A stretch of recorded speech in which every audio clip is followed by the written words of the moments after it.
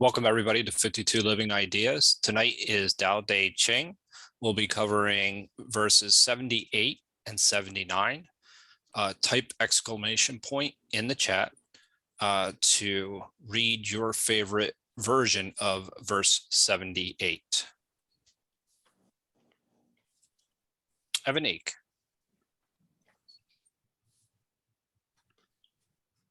Okay, so mine is from John Mabry.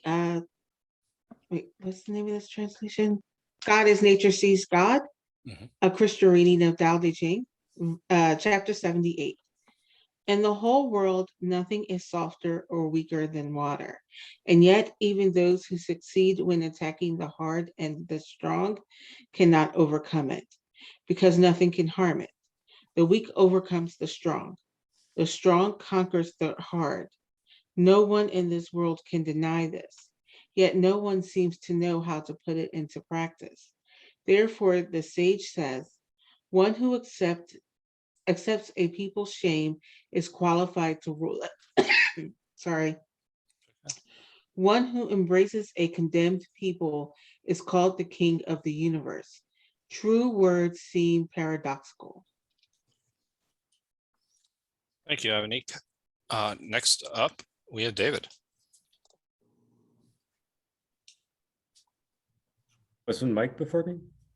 I did not see Mike. See a Mike. Oh, Mike, yes, I'm sorry. It was Mike, then David.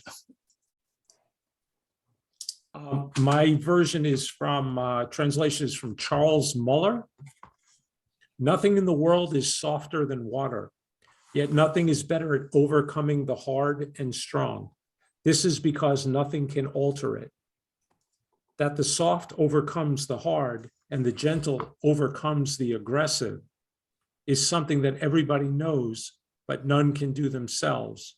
Therefore, the sages say, the one who accepts the dirt of the state becomes its master. The one who accepts its calamity becomes king of the world. Truth seems contradictory. Thank you, Mike. Next up, we have David. Yes, so the thing in English. Under heaven, nothing is more soft and yielding than water. Yet for attacking the solid and strong, nothing is better. It has no equal. The weak can overcome the strong. The supple can overcome the stiff. Under heaven, everyone knows this, yet no one puts it into practice. Therefore, the sage says, he who takes upon himself the humiliation of the people is fit to rule them. He who takes upon himself the country's disasters deserves to be king of the universe. The truth often sounds paradoxical. Thank you, David. Next up, we have Brian, followed by Laura.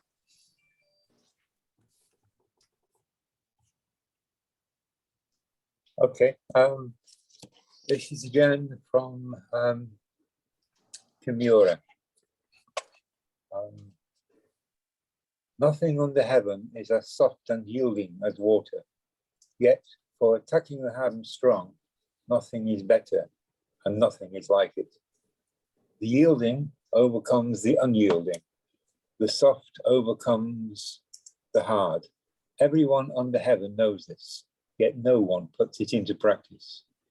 Therefore, the sage says, he who absorbs, as does water, the detritus of the people, is the worthy master of the nation. He who flows as water does with the tides of the troubled land is the worthy king of the nation. Truth seems often paradoxical and against common sense. Thank you very much, Brian. Next up, we have Laura. But before we go to Laura, I just want to announce tonight we're covering verses 78 and 79. We're currently reading verse 78. Type exclamation point in the chat in order to read your favorite version of verse 78. So Laura, followed by Margarita. I have Wayne Dyer. Nothing in the world is softer and weaker than water, but for attacking the hard, the unyielding, nothing can surpass it. There's nothing like it. The weak overcomes the strong, the soft surpasses the hard. In all the world, there's no one who does not know this, but no one can master the practice. Therefore, the master remains serene in the midst of sorrow. Evil cannot enter his heart because he is given up helping, because the people's greatest help, because he's the people's greatest help. True world appears paradoxical. And so strangely to me. So thank you, Laura. Margarita. I will read in Bahasa 78. Di dunia ini tak ada benda yang lebih lunak daripada air. Tetapi tenaga menyerang tak ada yang bisa melawan daripada air. Sifatnya yang tak berubah, yang lemah menang atas yang kuat, yang lunak menang atas yang keras. Orang sedunia mengetahui hal ini, tapi tidak bisa menjalani. Maka orang bijak mengatakan, siapa yang memikul kehinaan, maka ialah yang diperlukan. Siapa yang menanggung kesukaran, maka ialah pemimpin. Kebenaran justru sering bertentangan dengan anggapan umum. Yeah, that's it. In general, it's pretty much the same with the rest. Thank you. Thank you. So let's see if we have Penny. Yeah, have you read J.H. MacDonald? We have not. Okay, I'll read that one then. Water is the softest and most yielding substance, yet nothing is better than water for overcoming the hard and rigid, because nothing can compete with it. Everyone knows that the soft and yielding overcomes the rigid and hard, but few can put this knowledge into practice. Therefore, the master says, only he who is the lowest servant of the kingdom is worthy to become its ruler. He who is willing to tackle the most unpleasant task is the best ruler in the world. Two sayings seem contradictory. Thank you, Penny. If no one else wishes to read, I'm going to go ahead and read the Ursula Le Guin version, and her title is Paradoxes. Nothing in the world is as soft, as weak as water. Nothing else can wear away the hard, the strong, and remain unaltered. Soft overcomes hard, weak overcomes strong. Everybody knows it, nobody uses the knowledge. So the wise say, by bearing common defilements, you become a sacrificer at the altar of earth. By bearing common evils, you become a lord of the world. Right words sound wrong. Okay. And with that, I don't see any other exclamation points in the chat. Go ahead and Jason, take it away. Okay. This one. Do you hear me? Yes, I can. Okay, yeah, great. Okay, so I think that's very unusual. Almost all the translation are similar. There's no difference from all, right? So that's great. I'm going to do my translation. Only have a subtle thing to explain, and because every translation sounds very similar. Nothing in the world is more tender nor soft than water, but nothing attack what is hard and strong better than water does. There is nothing that can replace water. Tenderness can overcome strength. Softness can overcome hardness. Nobody in the world doesn't know this, yet nobody acts on this. Therefore, the sage said, those who receive the disgrace of the state can be the lord of the country. Those who receive the misfortune of the state can be the king of the world. The truth seems opposite to the spoken words. So the last sentence is, I think it's most of the translation, I think doing similar. Some talk about the true words seems paradoxical, true seems contradiction. I think the Joe read the translation, right word seems wrong, and they all, I think they all are similar to the original text. And a few things I'd like to mention. This one, the title is The Virtue of Water. Basically, I think they have many water themes in the Dao De Jing. Chapter 8, talking about the goodness of the water. And I think I forget the chapter number. They talk about stay low, also use the water, always stay in the low position. So I think the water is always important theme in the Dao De Jing. Another thing I'd like to mention is this one, therefore the sage said. Okay, here the translation is those who receive the disgrace of the state can be the lord of the country. Actually, in Chinese, use Shiji. Okay, and the meaning means all country. Oh,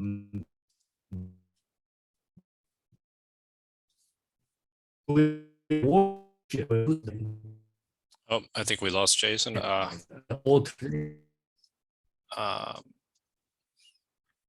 Give it a minute, see if he comes back. Jason, we lost you there for a moment. Maybe turn off your camera. I can hear you. Just 1 minute.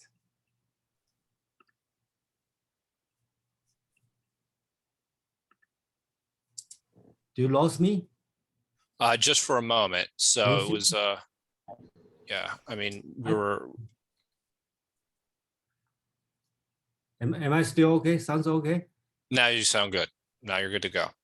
So if you want to go back to your, if you want to go back to your translation and finish it, please. Yes. Thank you.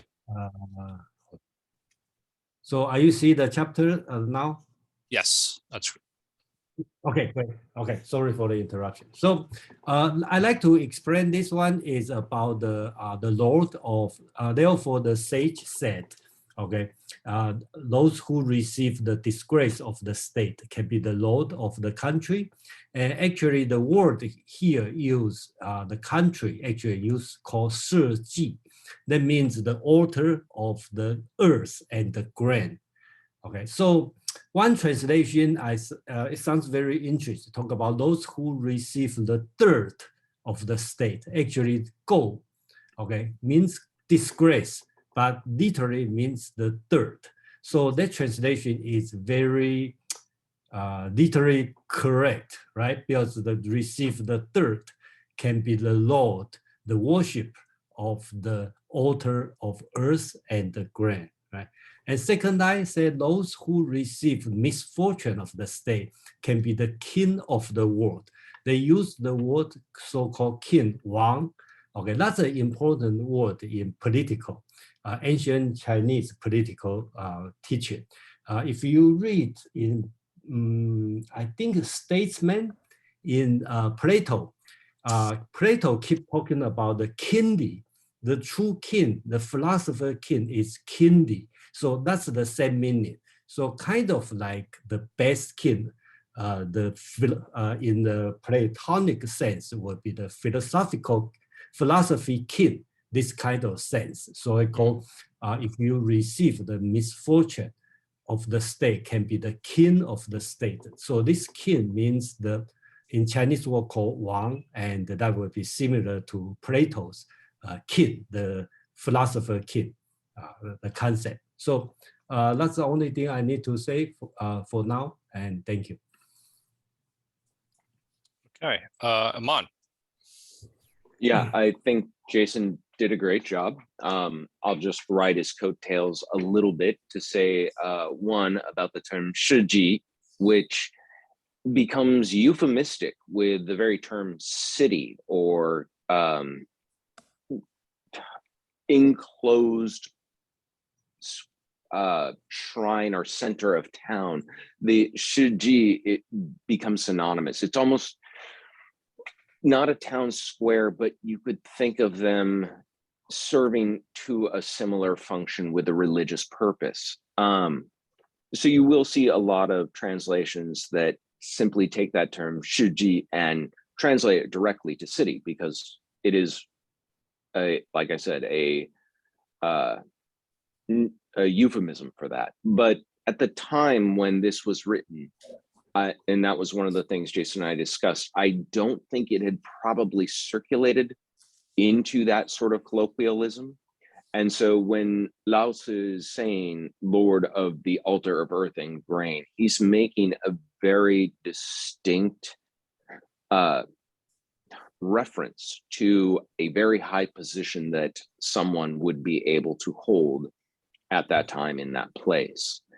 And as far as the term Wang goes, yeah, Wang is very much the predecessor to the term emperor. So to be a king, a Wang, was the highest aspiration of a warlord or someone trying to come up in the world, until the first emperor of China adopted the nom plume Huangti, which implied emperor over all, making it a greater title than Wang. But prior to Xingzhi Wangji, the very term Wang being adopted by people for whom it was not dedicated to was one of the great sparks of the spring, autumns, and warring states period, when the big argument was you have all these false kings, Ba Wang, out and about claiming this title, doing the rituals that they're not allowed to do. And it is at least my opinion that it is that term Wang and the maladoption of it by people was the reason Confucius came to his conclusions as to what went wrong during the warring states and how to set it right. The rectification of names, the need to stop allowing people to adopt false titles or put on false airs. Lao Tzu's choice to adopt it here, I don't know that it's exactly a slap in the face to that idea, but I do think that it is the idea that to be a lord is just as nothing as to be a carpenter. It's just another name. It's just another title, and it doesn't actually mean anything about the character of the person. That would be my takeaway from this chapter. Thank you, Aman. Now, everyone type exclamation point in the chat to talk about your interpretation of verse 78.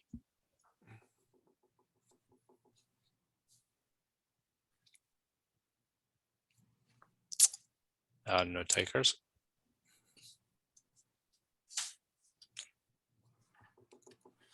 What about being flexible like water? What does that actually mean? Does anybody? Oh, Laura, go ahead. I have a whole host of questions I could ask, but Hey, that's not the one I want to answer. it's okay. That's quite all right. It's your interpretation. No, I was curious as we read this, because there are other, places where they talk about water and things like that. And I sit here and I used to have to match standards to math curriculum. So, and somehow I'm feeling like we should probably do this for the Tao, and see how it lays out, in how many places, because I'm wondering if in some way, should we be rearranging some of these? Should we changing the placement of some of these poems? I mean, do we know that these were really written in this form, or are we certain that this is poem 78? How do we know it's poem 78? Maybe these got all mixed up at some point, and somebody decided to put them in this order, and that they're not really the order that the Tao made them. I most certainly can't answer that, but maybe Jason or Aman could help. And that.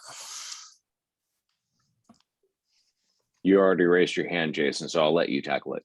No, I didn't get the question, so. The authenticity of the order. I'm still from a stupid question. All right, I don't care. You can take next week. I mean, is there What- an answer to this? I mean, maybe not.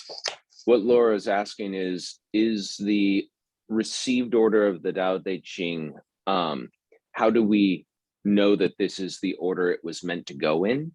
Maybe chapter 78 was meant to be chapter 3, or it was meant to be chapter 4. Among, I think you probably have a better answer than you probably know more than me, you know. So. I just saw your exclamation point, so I was going to let you. Yeah, but, go ahead. No, yeah. Boys, don't fight So- over this, please, boys, So please. no. It's a fair question because it's a question about literary criticism. How do we authenticate what we're reading as being what was originally written? And the short answer is we don't, because nobody's found the original.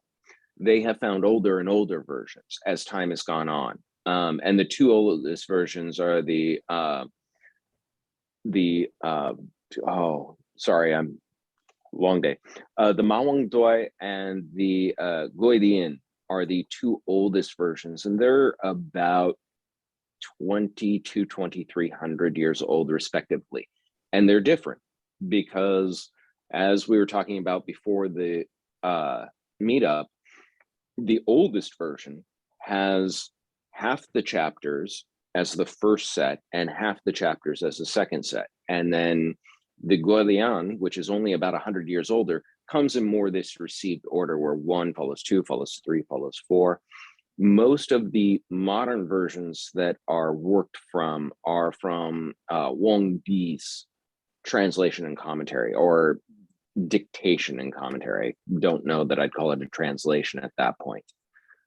But as far as consistency, the Dao De Jing differs from other types of ancient scripture because what we have is a written language that has remained relatively unchanged for a very, very, very long time. You don't go from, like with the Bible, from Aramaic to Greek to Latin to English, where you can lose so much in translation as we've discovered along the way. You have a consistency of these are the characters, that's what they've meant. Anytime you see, for example, chapter 78, the very next chapter you'll see is chapter 79. So we get sections that are consistently the same in every version that we encounter, but the text as a whole in that oldest version was juxtaposed. 1 through 31 were the last chapters, and 32 through 81 were the first chapters. And that's the only version we ever see that in. So we know that it didn't arrive as sort of a settled form before that point. There was still some fiddling with it around the edges. But after the Guardian, and then certainly after 1B, what we get is a pretty consistent version throughout 1700 years of history. Thank you, Amon. Next up, we have Madeline. Yes, my question actually is about the water.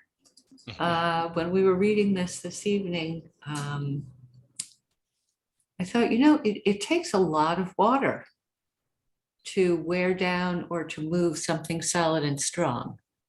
So if you had something like a rock, a comparable volume of water wouldn't do anything to it.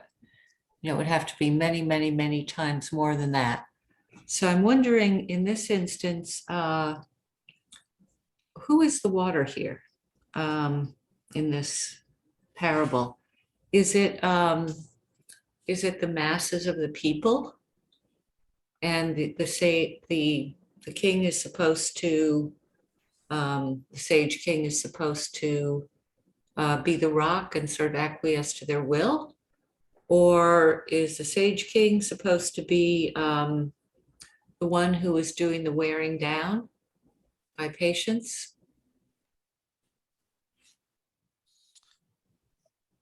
I would, go ahead, Jason. Yeah, thank you for this question. And that's just my answer, okay? I would say if you tie to water as the people, I would say they have more Confucian teaching than Taoism teaching, because like Mencius will keep saying the people like water, okay? The water, because the king will be like a boat, right? The water can float the boat and also can overturn the boat. That would be more Confucius teaching than Taoism teaching. And I think the Taoism teaching, and it's just my opinion, water probably represent the embodied Tao, or you will call it the force of Tao. So it's a metaphor of the force, to metaphor the strongest strength, right? It's the softest, but actually it's strongest. So the last sentence read as the truth. The true words seems paradoxical. None of the translation correct, or probably to the right word seems wrong. So basics, we talking about the strongest, the softest actually is the strongest. So the king of the world actually will receive the misfortune of the state. Okay, so I think that's the concept it's talking about. So that's just my interpretation. Mon, why don't you go ahead? Yeah, I think Jason's right. And I think, Madeline, you may have fallen into a cultural trap of thinking of this in terms of quantity as opposed to quality, as opposed to volumes of water versus volumes of stone. If you think of it in terms of the quality or behaviors of water or stone, what you see is persistence versus insistence. And in that case, I think the metaphor could be to the ruler's kingdom. Your kingdom needs to be persistent and steady and constant and reliable, not insistent and unflexing and unmoving to where you'll be plowed down by that little tiny kingdom next door that's been doing it so well, so right for so long. That's at least another angle at it. Thank you, Aman. Excellent point. So next up we have Penny. Okay.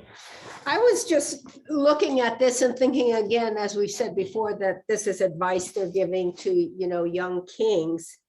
And once again, trying to give them the advice that they should not be hard and unyielding and basically feel that they have the upper hand, they know everything. They should be soft and yielding and, as they said, kind of be a servant to the kingdom, not think that they're on the top, but actually, be more on the bottom and see what's happening and solve the problems of their kingdom. So that's the way I looked at it.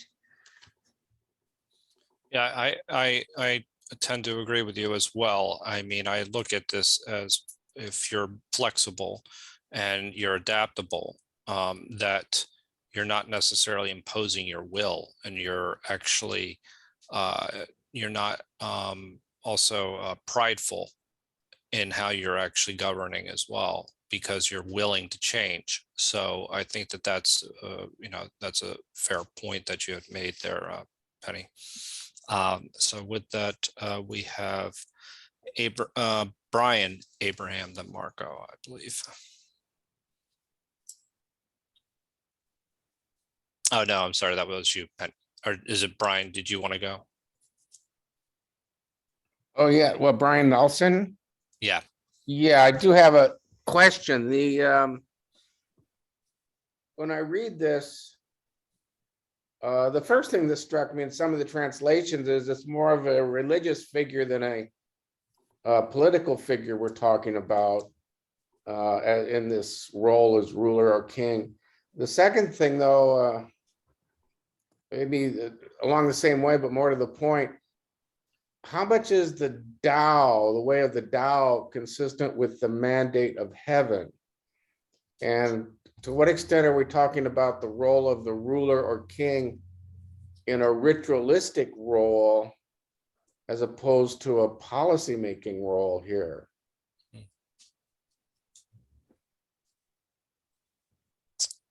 I mean, it's a fair question.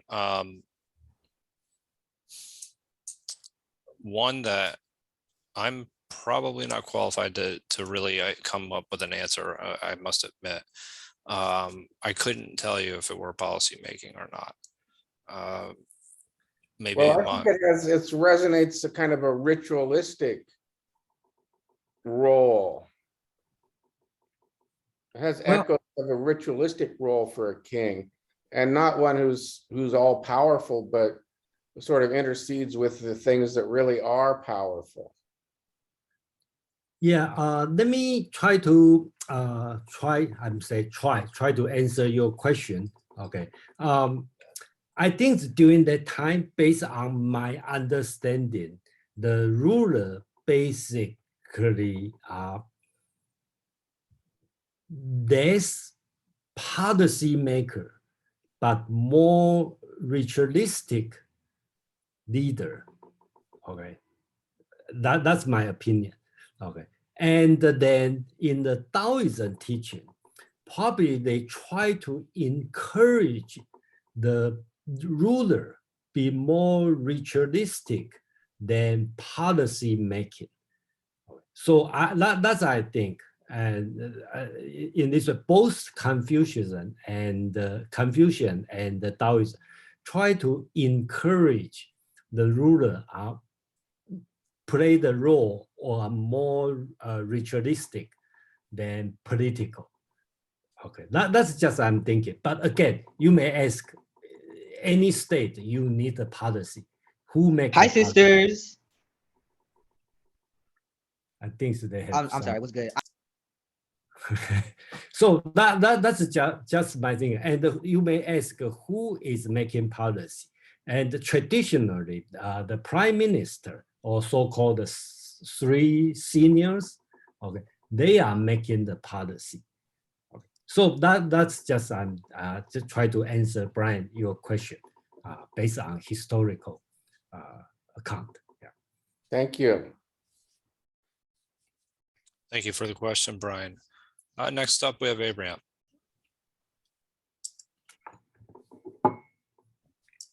Yeah, hello. It's been a while, a few months, and hello. Nice to see you. Yeah, let me pull out the translation. Yeah, yeah. I think like someone said, water can be literal and or metaphor, or I think that the ingredients of life. But I think after mentioning water, this is my understanding, the characteristics of water. It ends with the ruler, and also in terms of a sage. So I think when this writing was written, as far as I know, a lot of nations were competing for power, and as a result of that, general people suffered. So it was a chaotic period because of wars, and also along with that, different ideas, I think, developed and insisted upon, I think, the political systems. So I think my limited understanding of, for example, Confucianism is that it emphasized the virtue, not only individual level, but as family unit, and also man and woman, and as a society, I mean, ruler and the people. But I think the Taoism or approach seemed a little different. It seemed a little more I would not say individualistic, but if I use that, have to use the term compared to the more general virtue way, it's more like individual. But at the same time, I think looking at the societal seismic change and the sufferings of people, I think he mentioned what the ruler, the character should be like. I mean, basically, I think it seems like water is clean and water doesn't seem greedy. Water seems to be everywhere. Water seems to be fundamental. I think it sips through also. So I think in a different way, I think the Tao, I think maybe wished what the ideal ruler be like. Yeah, that's my understanding. I think it's individualistic as well. I also, agree with this idea that you talked about a little bit, how it's both nourishing and it can be also, it can be both nourishing and forceful. And I definitely think as far as it can also be unyielding as well, even though it is flexible. It's persistent. So thank you for your comments, Abraham. Next up, we have Laura, followed by Kevin.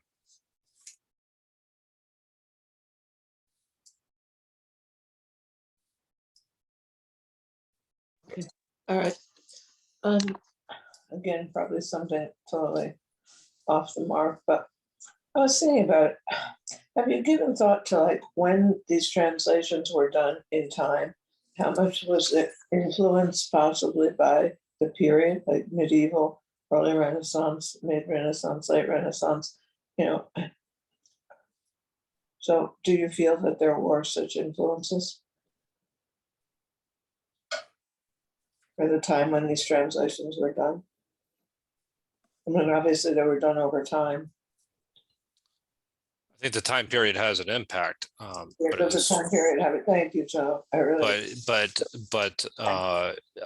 it is far older than the Renaissance. So I think, that's the only thing I would add. Nobody tried to do more translations earlier after that to understand.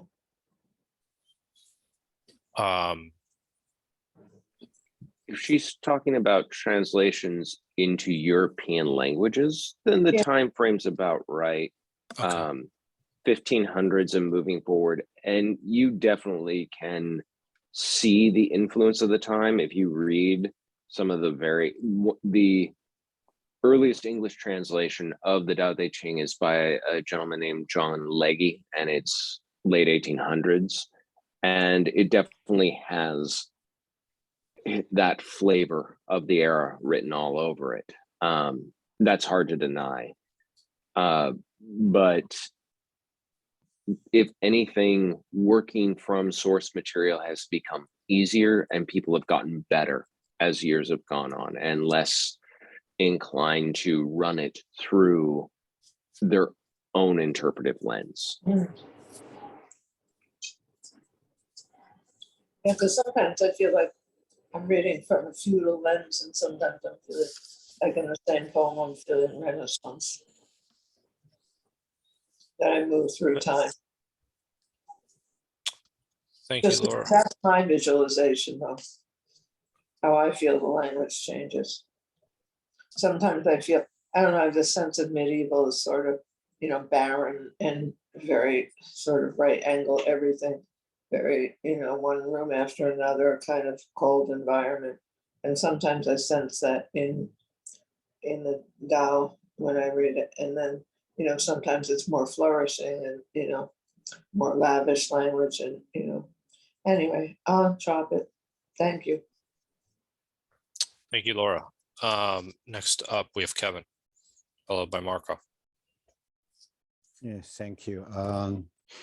Some people, scholar consider this chapter could be also one of hard chapter. For example, they consider soft overcomes strong. Right. Chinese 柔弱胜刚强. It's on 1, 2, 3, the 5th sentence. 柔子胜刚, right? Jason translates tenderness can overcome strength. And here's maybe I agree with you, Joseph. You should also apply to personal or community.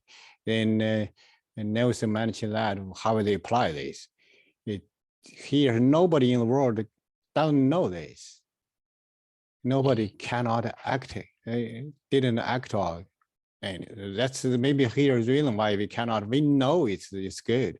Like water, you can keep a job, they can drip one hole on a stone, right? One idiom in Chinese, you know. And the last sentence, so you guys didn't question that part. It's one sudden 正业落法.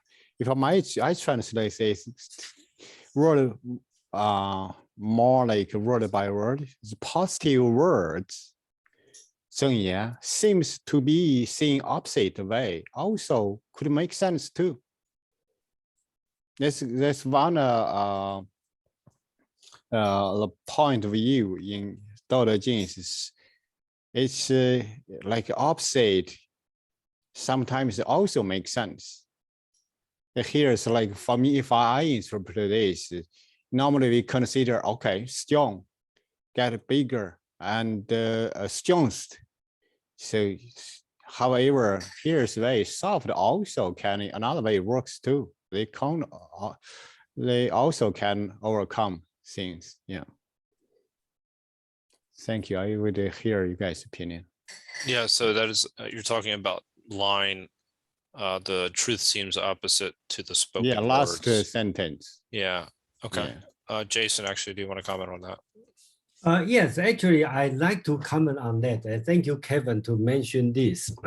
I've been thinking about this for a long time, you know, because especially Dao De Jing like to talk about the soft is stronger than the strong, right? And it's kind of like opposite. If you receive, you call yourself, you receive the disgrace and you can be the kid. So kind of opposite. And I find out in the Western world, we can use the word like irony, okay? So not in the regular conversation of irony, I mean, talking about the philosophical irony. So when we talk about irony, it's let's say, if today is raining, I want to go out. And I will say, well, what a great weather, right? Because I'm irony. It's a bad weather, but I said it's a great weather. But that's in the daily conversation. But if you familiar with the Soren Kierkegaard, right? He constantly talk about irony. So when you change from so-called ascetic life to the moral life, so that's the irony. Yes. So in his definition, irony means the phenomena and the essence are not consistent. So he called it irony. So if you take this sense, if I'm not like when I go out, it's raining, I say, what a great weather, this kind of irony. I'm talking about something, but I cannot use the positive way to describe.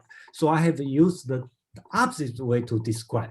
And the reality is I have no way to describe the truth. So take another example is Socrates. When Socrates want to explain things, he so-called midwifery, right? He just step by step, he question and the question and the question until the truth come out.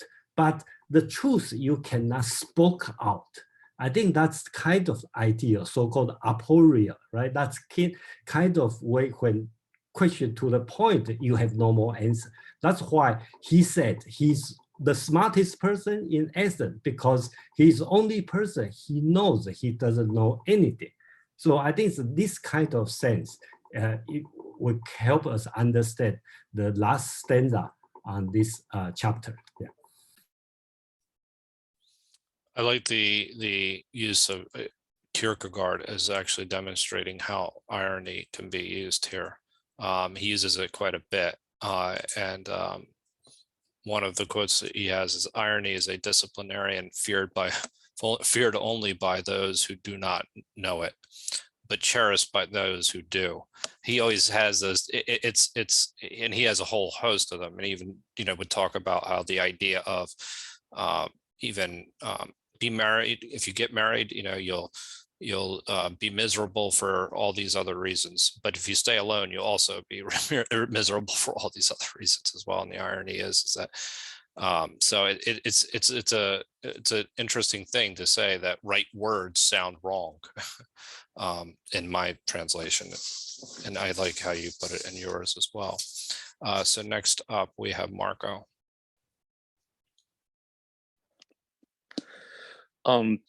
Yeah, this comment is more like from the point of view of like the physical body. Like I know when I'm like stressed out, like my muscles are like tightened, and I sort of I feel like this hardness in my body, I guess. And so like it's not until I sort of like show myself compassion and like slow down a little bit. And yeah, and it's even like hard to think like when you're sort of in that state. And so not until you slow down and like soften that you can finally like start to think. And so it's definitely like a unnatural state. That's it. I think that's a fantastic comment, in the sense that yes, the more we push sometimes, the worse it can be for us. And as opposed to just accepting where we are, and accepting what is, and kind of just going with the flow. Sometimes the absolute worst thing I've done in my life personally is tried to push through certain things instead of actually let them come to me. And that would be something where there's I'm trying to think, just sometimes work will come to mind immediately, is that you keep pushing and pushing and pushing, and you have these diminishing returns at a certain point. And then at a certain point that if you just let things be, kind of take them a little bit more slowly, I think that your insights, and you're not as tense, you're not as stressed, will be actually much more meaningful. But I really like that too. This idea of being tense and not being able to function properly, as opposed to being like water and flexible and accepting. Anyway, just those are my thoughts. So next up, I have my Margarita. It would have been nice if you could sing tonight.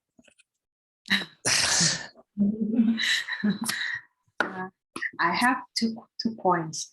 One is the question.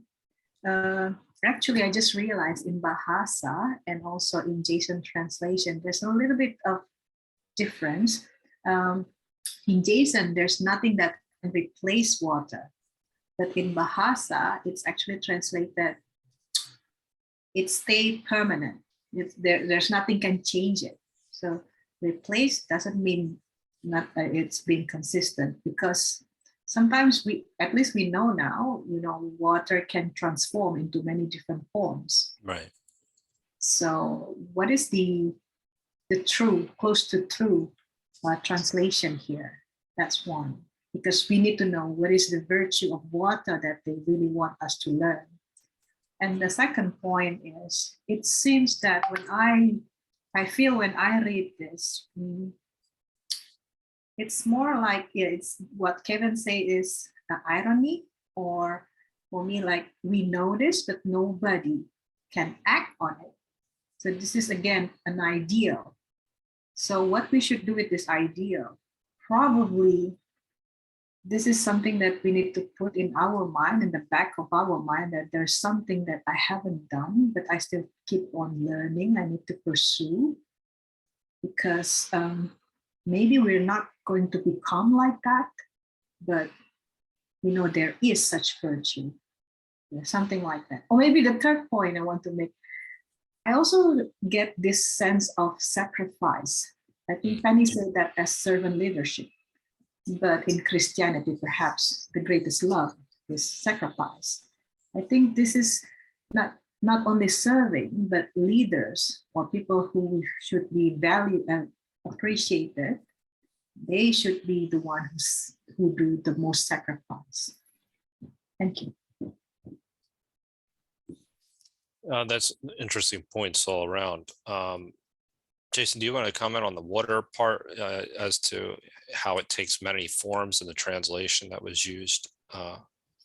Yeah, okay. So thank you, Margarita. I think I'd like to respond to your 3 points, okay? And then first, you talk about the, let me show the screen, okay? So basics, well, I think that's the interesting translation. So I think that's the sentence you are talking about, 以其无以易之. Okay, I think the Bahasa translation probably 易 means, okay, if you are familiar with this, 易 means the 易经, the book of change, that's use the word, okay? So that means change. And here, so I believe Bahasa translator probably consider this one is 无以, 无 means no, not changing, and then become a consistent. I think that's why I come out this one. But personally, I would say I disagree this kind of interpretation. I think the whole sentence should read as 以其, because it's no way to replace instead of change, no way to replace it. That's my understanding. That's my first response to your question. Okay. Second question, you're talking about the everything people know but cannot do it, right? So I think that's the typical Taoism tone, okay? Like to explain some higher level of understanding and then say, you know it, okay, but you don't do it, okay? So this kind of tone is talking about. Number 3, you talk about sacrifice. I'm not sure, okay, my understanding of sacrifice is the same as everybody in the audience, because that could be very different. I know in Indian world to talk about sacrifice is different than Christian talk about sacrifice, and probably very different than Jewish sacrifice. So here in the original Chinese text, I just don't see sacrifice in the text. When I say sacrifice, I mean in my understanding of the Western world sacrifice. So here, talking about the person who received disgrace. Actually, the word is the dirt. Okay, I made my body dirty. I received the misfortune. Can be the Lord of the world. So you can say it's a sacrifice, but it's this kind of sacrifice. Okay, yeah, thank you.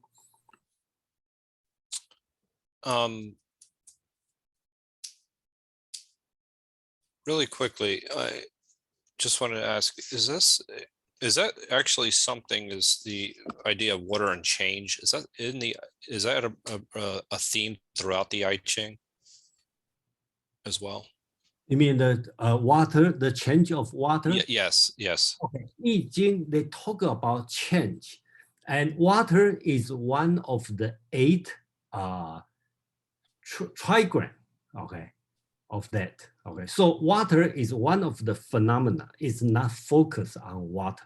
It focuses on, I think I mentioned this one before. I Ching, a lot of people pronounce it as I Ching, or actually it should be I Ching because of the. Thank you for that. I have the 3 meaning. Okay, one is change, one is unchanged, and the other one is easy.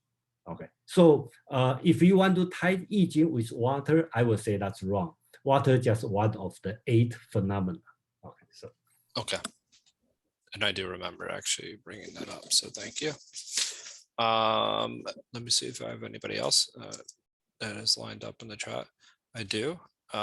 So looks like Jason, you already went in and said your piece. So Abraham.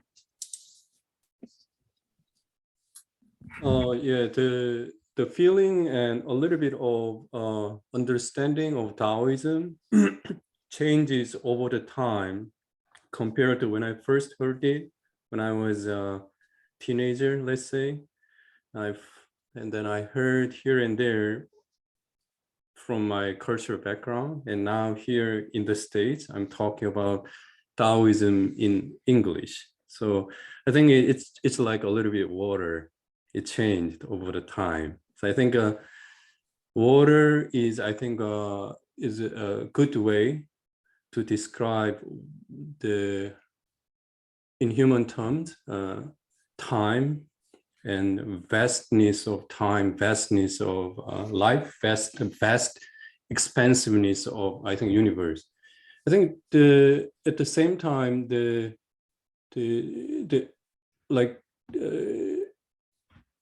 elements, I would say, elements of divinity. I think Taoism, to me, is very human to try to capture what's there, but it doesn't go too far to make a religion. I think that's unique in my understanding. Another thing is, I think Marco, this is quick comment, mentioned about the body and the loosened status versus intense and quite the energetic, explosive, active status. I think what is the low threshold of life, I would say, living organism, humans, animals, plants, and bacteria, viruses. I think it's water, as we know. So I think in that regard, I think even though at that time they didn't have all this microscopic knowledge, I think intuitively they felt or saw something. So that's amazing. Lastly, I saw some documentary the other day regarding the microscopic world, especially focusing on bacteria in human bodies. So that was there was a very interesting the research done. They were talking about different kind of beneficial bacteria in human body, like a gut bacteria, how they affect our action. So for example, in among French, I forgot the name of bacteria, about 50% of people have this bacteria, but some people in certain region, let's say 5 or only 10% are infected. So people who are infected by this bacteria tend to act more recklessly. They risk danger. So they can be adventurous. At the same time, they do some actions. Many people will not do that. But interestingly, they think they do that. But according to this strange research, I would say it's not strange. Animals who are affected by this bacteria act more recklessly. Humans, the same. So we think we act, but bottom line is we seem to be affected by something in us a lot. So what about water? Are we, if we extrapolate this knowledge, how much are we governed by the nature of water itself? Not necessarily H2O, the water. Yeah, I think that's just my small thought. Yeah. Thank you, Abraham. Brian. In reading over these different translations, the thought comes to me that in order to be the leader, it doesn't always, put it this way, it doesn't always work out. It doesn't always turn out to be a success. possibly for reasons beyond your control, or that your usefulness has been, you've lived out your usefulness as leader. So I just, when reading this all, over and over again, it strikes me that there's a recognition there are things outside of the ruler's control. And in verses like this, he takes upon himself the humiliation of the people. Mm-hmm. Only he who takes upon the humiliation of the people, that would be the dirt or disgrace, is fit to rule them. Well, if you're willing to take along that dirt, disgrace, or humiliation, maybe you have to be willing to step down and step aside at some point, and let the next person have a go at it, which ties in nicely to the mandate of heaven. If things aren't going well, the king is humiliated, he needs to step down. Anyway, that's what I get out of it. Do you think that's a little bit of the intent here? I think it absolutely is. On my translation, it's by bearing common defilements, you become a sacrificer at the altar.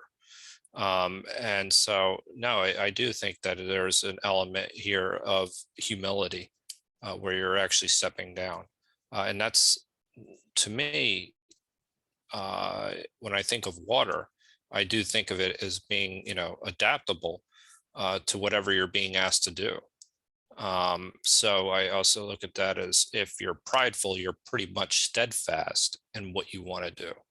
So that's a distinction where you have this idea that you then you're just accepting what is, as opposed to resisting, and you're going with the flow as opposed to imposing your will on the situation or whatever it may be. But I think that that's an excellent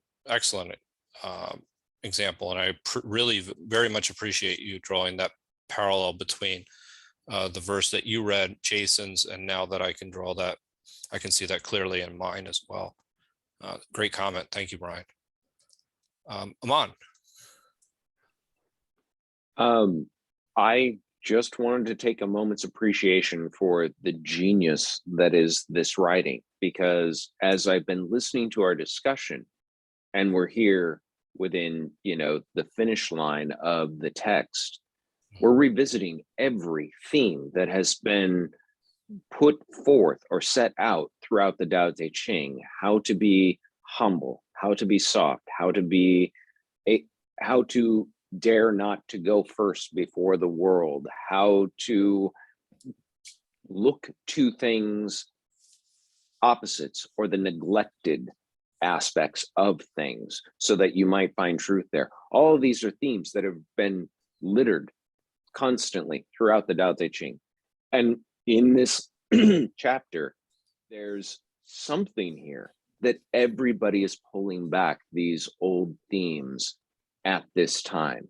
And I don't claim to know what in this chapter specifically is that virtuoso at eliciting this from readers, but you can see all of them bubbling up as we've been talking about it. And I just wanted to point that out to everyone, because that's a masterstroke. And like I said, I really can't point to the one thing that, that's what's doing it. That's what's making me think of Wu Wei. That's what's making me think of, the San Bao or anything else. It's just pretty remarkable. That's why I thought of the curriculum thing that I did, because what you would do with this last thing is you'd find it hit everything on the mark, it didn't miss any topic. Got a check mark in every standard, let's say. In this case, it would be every topic, every virtue, everything. Just like you said, it hit everything. And we got 3 chapters of epilogue. So it's pretty amazing. So next up, wonderful comments. I agree totally, Aman. Next up is Madeline. Thank you, Abraham, for bringing up that very interesting example of the bacteria. I had just been reading an article about some sort of parasite that drives caterpillars to, instead of going downhill to build their cocoons, they will go up to the top of the tree, die, and release the spores of the parasite. And so I had actually been thinking, as I put in chat, that what we're learning about parasitism puts a whole new spin on determinism and free will. So that was just kind of a side comment on all that. I wanted to add an aspect to what Joe was saying about steadfastness. I think that water, so steadfast, I mean, it really means stead is a place. So it's to hold fast to a place, but water has an incredible, inexorable determination to go downhill and settle into a level. And what I remember that that chapter that where Jason had translated the word as basin, and that it had to do that because so much of China at that time had to do with agriculture and irrigation. Absolutely, yeah. Yeah, and so valleys and basins, valleys, pools, lakes, anything where water was coming down from the mountains, those would all be basins, as well as agricultural. I think probably further south, there would have been rice paddies. That would have been a big concern as well. So that water, it's not just there wearing down the steadfast. It really does have its own goal. And it has a very intense goal. And whether you would say gravity is one of its types of causes, or if that's just part and parcel of the whole thing, I don't know. But it is, yeah, I'd say I would associate it with both gravity and with time. Very, very interesting comment. I'm trying to think about it for a moment, and I never had thought about it from that perspective. I mean, even I'm thinking about even what if it were to evaporate, what would that be like? You know, and it becomes whatever it needs to become. That's the way I look at it. But you looked at it a little bit more intentional, interestingly enough. Is that correct, or did I miss? Yes, I think, yeah, if we're going to ascribe some sort of, if not intentionality, not in the sense that we have it. Yeah, its intention is to go down to the lowest level. Yeah. And it will, I mean, it's going to do that no matter what. It may take time to seep through and make cracks in the walls of the basement and get onto the floor there, but it's going to do it. Thank you for that. Let me see, are there any other comments? I believe Madeline was the last comment. Or Brian, please. I really like Madeline's comment because, yeah, I think that's just so perfect because the water is in its own thing. You know, if the water had consciousness, its consciousness is not to wear down rocks. Its consciousness is this, just as she said. And to do that, you might need to flow around the rock or, you know, flow through the dirt or whatever. But it's not, the consciousness is not to wear down rocks. That's kind of what, that was my takeaway. And that's kind of important to me because sometimes I focus more on wearing down the rocks than flowing to the bottom. Yes, absolutely. I mean, that's just kind of the story. I think most of us have that initial feeling, like kind of just to grind through something as opposed to just go with the flow and accept where we are. I have, and that's Brian, that's my last explanation point. Does anybody else have a comment about number 78? I was hoping we could stretch it out, and so there we go. Abraham, I know we won't be able to, but you know, It's nice to prolong this. Yeah, just I used to read science magazine when I was in high school, and one of the surprising thing was that the amount of energy generated when you try to break water, H2O. So instead of trying to combine these small particle, if you break water, if I remember correctly, there are people who know much better than me, it's been a while, you can generate a lot more power. So I was surprised that how much energy this H2O holds. When it is stable, it looks tranquil and source of stability and life. But when we try to break it, so much energy come out and it can kill everything almost. So I think metaphorically speaking, it's very, how can I say, it takes time, it takes water, everything, sunshine to nourish life, let's say. But once, it's a little sidetrack, but once we try to disrupt this tranquility in life, or we call it movie, which is the water, of, we don't know what demons or devils or the catastrophe would come out. I think, yeah, I don't know.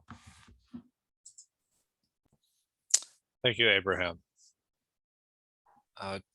Jason or Ramon, do you have any closing comments for verse 78? I'm excited to see verse 79. Okay, that works. So with that, then we will move to verse 79. All right, folks, just go ahead and type exclamation point in the chat to read your favorite version of verse 79.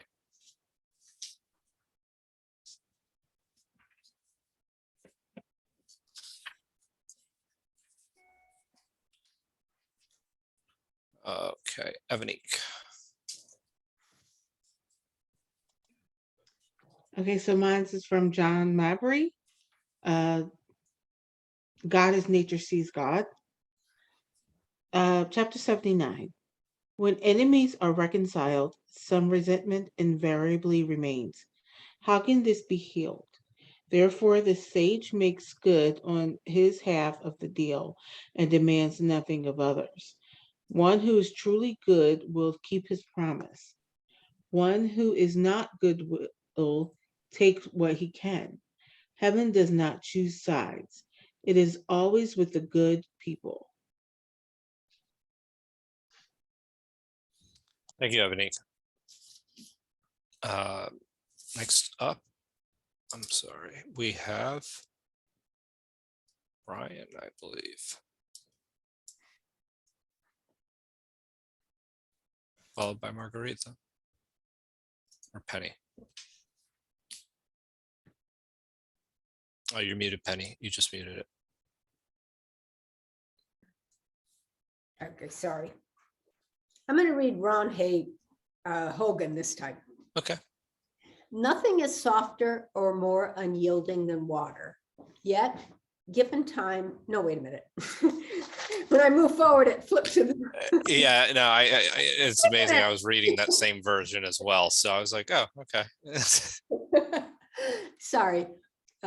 Sometimes when an argument is settled, feelings of resentment still remain on either side. What's the point of carrying a grudge? The masters care about what they owe other people, not what other people owe them. People who are in touch with the Tao do their duty. People who aren't try to force others into submission. Tao doesn't play favorites, but if you do right by Tao, Tao will do right by you. Thank you very much, Katie. Or Penny. I just saw Katie's name come up in the chat, so I said her name. So next up, we have Margarita, followed by Katie. I will read in Bahasa about keeping the contract. So similar with Ursula. Walaupun satu perselisihan hebat dapat didamaikan, tapi bisa jadi menyisakan perasaan tidak senang dari pihak yang terkait. Bagaimana keadaan ini dapat diperbaiki? Seorang bijak mentaati perjanjian dengan jujur tanpa menuntut orang lain. Orang bijak mentaati perjanjian. Sebaliknya, orang tidak bijak menggunakan akal untuk menarik keuntungan. Jalan langit dalam Dao tidak memihak salah satu, hanya membela pihak yang benar. Thank you. Thank you very much, Margarita. Katie, please. I'm reading from Stephen Mitchell. Failure is an opportunity. If you blame someone else, there is no end to the blame. Therefore, the master fulfills her own obligations and corrects her own mistakes. She does what she needs to do and demands nothing of others. I really like this one. Actually, I'm going to read the Ursula Gwynn one. It's keeping the contract. After a great enmity is settled, some enmity always remains. I'm having problems with that word. How to make peace. Wise souls keep their part of the contract and don't make demands on others. People whose power is real fulfill their obligation. People whose power is hollow insist on their claims. The way of heaven plays no favorites. It stays with the good. So with that, we'll go to, I'm sorry, there might be another. David, go ahead. Yeah, so the thing in English version. Thank you. After a bitter quarrel, some resentment must remain. What can one do about it? Therefore, the sage keeps his half of the bargain, but does not exact his due. A man of virtue performs his part, but a man without virtue requires others to fulfill their obligations. The Tao of heaven is impartial. It stays with good men all the time. Thank you for that. And so with that, again, I like this verse a lot. Jason. Okay, yeah, let me see. Okay, so I think it's almost all the translation are the same, but I'm going to go a little bit literal, okay, and in this translation, so the words they use here is left, okay. I think you probably see some translation talk about left hand side. So basically, during that time, the contract is one piece. So you break in two halves, right? On the left hand side, the creditor hold on the left side of the contract, okay, and the debtor hold on the right side of the contract. That's why I call about the left side, the left side of the contract. So I think that's the difficult part. If you read Chinese, okay, they will find out it's difficult. So that's left contract, so-called 左契 left contract. So the translation is, my translation is like this. After settling a major complaint, there must be remaining complaints. How can this be done? Therefore, the sage holds the left side of the contract, but doesn't demand the payment. Those with virtues keep long contract. Those without virtue collect payment. The Tao of heaven is impartial. It always accords with the good people. Here is a little bit, here, 有德思气, okay. That means the person with virtue will keep the long contract. That means you hold the contract, not demand the payment. 无德, that means the one without virtue. 司策 literally means the tax collector. Okay, the job as a tax collector. So how does the loan contract and the tax come together? That's just my idea. I think during that time, probably not a lot of business doing about the contract, the loan borrowing, like we have a mortgage. I don't think that's the case. I think the contract, the loan probably related to the tax, because that time usually you pay 10% of your income, which doesn't mean the profit of your business. Usually means the growth, the grain, the agricultural product you produce, right? So before the grain harvest, before the harvest time, you probably have loan, considered as loan, you owe the tax. That's why the contract and the tax payment come together. So I think here the key is talking about you hold the contract on the left-hand side, but don't demand the payment, okay, as the sage teaching. So I think that's the original text means, yeah. So reading English will be easier, but if you're reading Chinese, you will find out it's very difficult why you talk about left contract. So yeah, thank you. Thank you, Jason. Aman. Yeah, I love this translation because I think Jason does an excellent job with it. Getting to express the sentiment of it while at the same time alluding to the cultural aspect of the time and place enough that somebody can read it without necessarily understanding the cultural context and intimate it just through this translation. That's one thing I enjoy. But I wanted to draw attention to that very last line that says, excuse me, I'm apparently losing my voice now that I'm back in the classroom. The Tao of heaven is impartial. It always accords with the good people.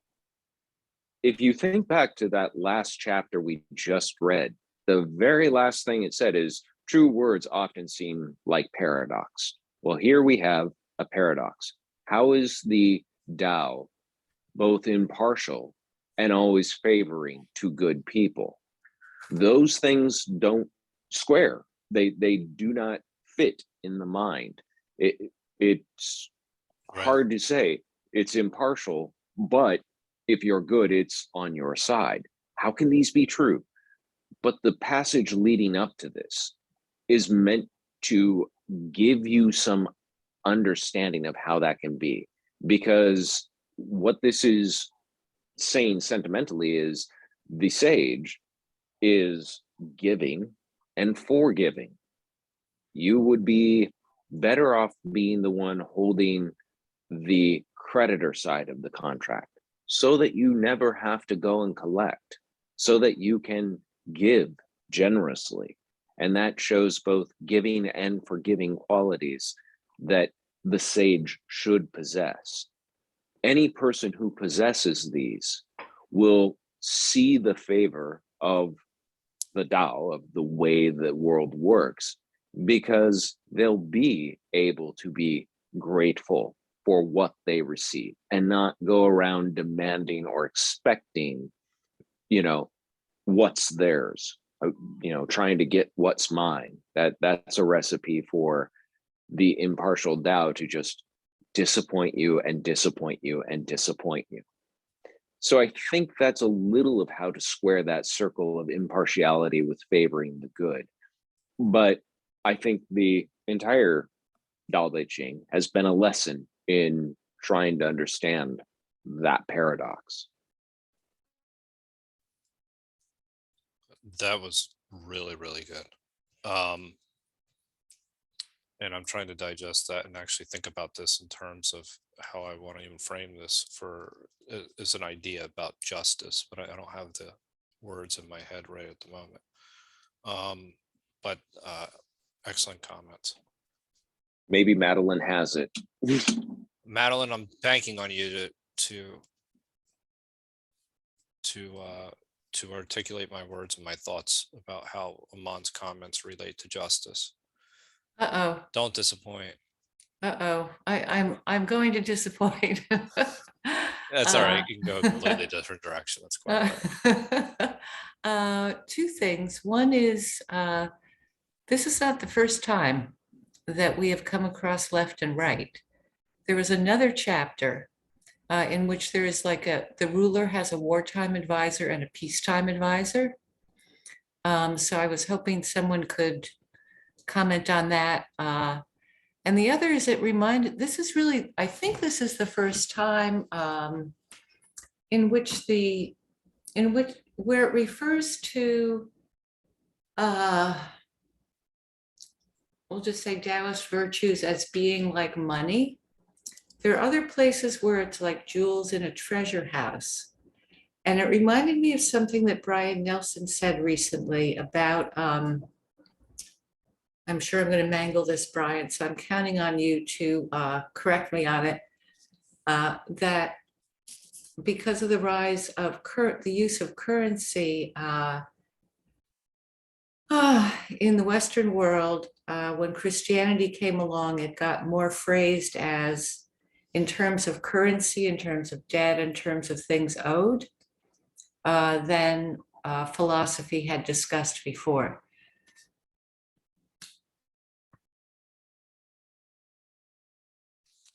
I believe you were referring to Yeah. verse 31, but go ahead. Go ahead, Brian. No, I don't want to. I'm just agreeing if she wants to go on. Oh, okay. I thought you had a comment. No, I actually, Brian, I was hoping that someone would remember which verse it was that it had the left and the right. And I also think it that, was Brian, you could explain more of what I just said. I think it was 31. I believe it's verse 31 where it's the left and the right. But Well, I'll look back at that in a minute. I do have a comment about this. Because it does tie into paradigms.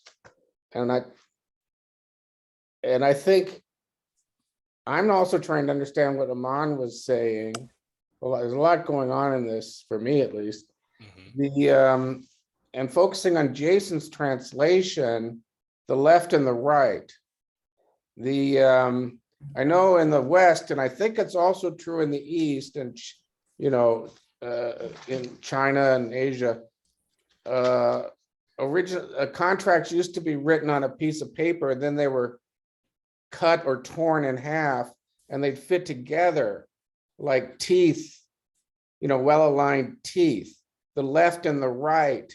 So a contract had a left and a right side, and that made the contract rights transferable. You could pass on your side of the contract to somebody else.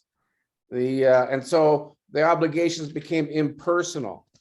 There weren't personal obligations like in more of a feudal era. And in the feudal era, you did your duty, and the other person had the honor to do their duty. But when you got into this commercial paradigm with the indentures, which again did have a left and a right side to the contract, the issues of honor were less personal, and in some cases kind of faded away.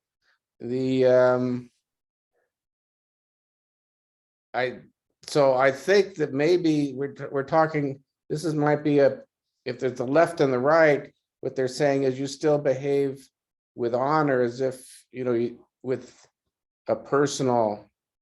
You recognize the personal obligation. You make the effort to fulfill your obligation. And here, to me, the key thing is the element of time when it is due. In other words, you go out, if you have some obligation under your indenture, then you will go out and fulfill that obligation when it is due. And the other person doesn't have to come looking for you to have you do it. You will do it because it's your duty, and you do it with an honorable fashion. Now, the interesting thing about it to me is that one person's right side, if one person's right side is the other person's right side. So yes, there's a left and a right side, but there's duty. Let's say the right side is the duty, the creditor, the left side is the debtor. But once the one person has the debtor's discharged his obligation, then there can arise obligations on the other side. And then the other side has an obligation to do it. And the other side, following the words of this verse, the other side would also do its duty honorably, and the other person doesn't have to chase them down to get it done. So I see two paradigms going on here, and the indenture really captures it in a very concrete sense, and ties in with the left and right, that there's a shift from feudal to commercial, and that you should behave properly, should behave in an honorable fashion in a commercial context. I know that doesn't capture the whole thing, but that's what is striking me about this verse and the left and right contract and receipt.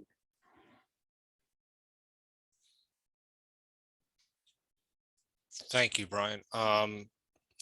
Next up, we have David Edelson, followed by David from Tacoma. I do have a comment I want to come back to on what you just said, Brian. Well, I just had, two questions. One is the comment that I had in the chat, which is the tax collector possibly operating as a debt collector? Excuse me.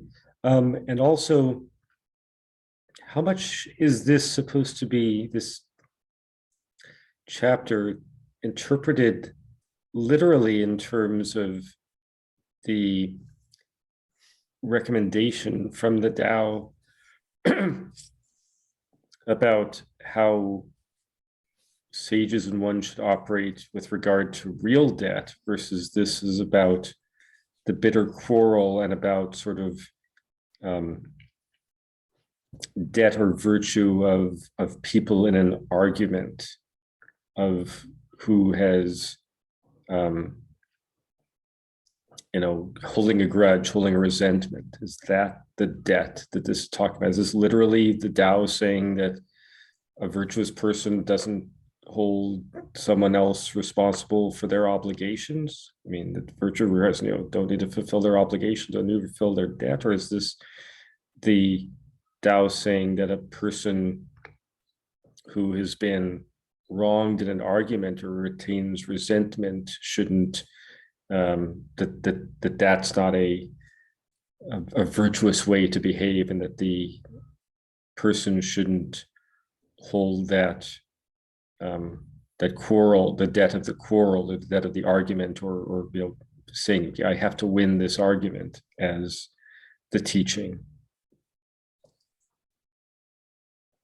I'm inclined to agree with you in the sense that it's more or less about how the sage, how we should focus on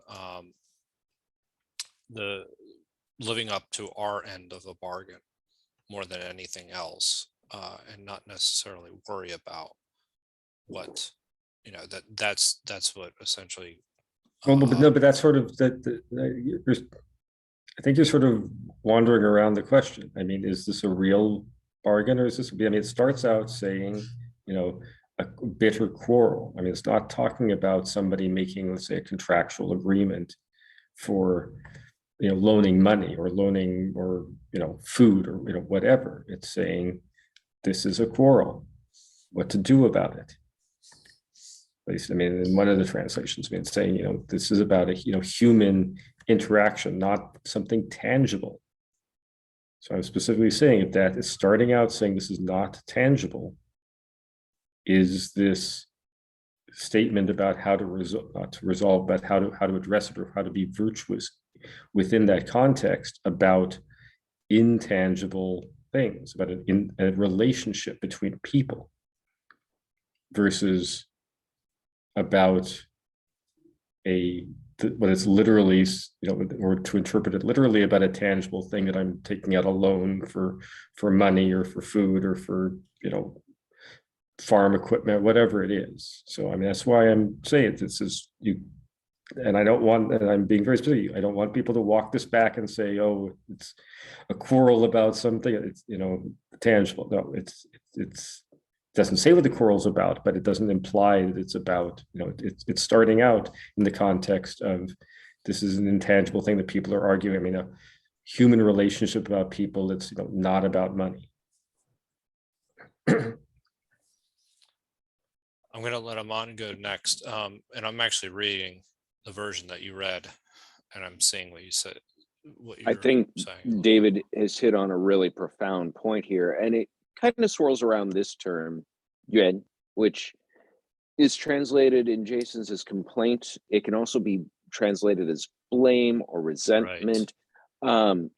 That vagary of direct translation means that there's some difficulty with what I want to say, because resentment as an emotional state usually has a lesser than looking up at posture. You resent somebody in a position superior to you. Typically, that's where it would come from. Whereas here, what I think this term really gets at is something more generic, something more like anger, though it's not exactly anger. And in that, it's saying when you settled great anger between you and someone else, there's still anger that remains. We haven't quashed this. We haven't, settled our beef. Even though we shook hands, we hugged it out, we left. So in your heart, how should you be?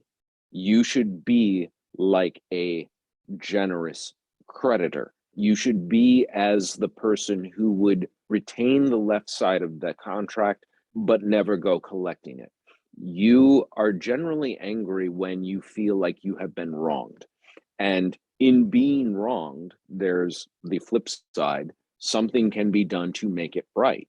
If you go after this person seeking to have them make right what you feel has been wronged, that you are holding on to as the creditor, then you are acting like the tax collector or debt collector. You are acting like somebody who's on a mission without heart. You are simply following orders, doing what's due, doing the proper thing.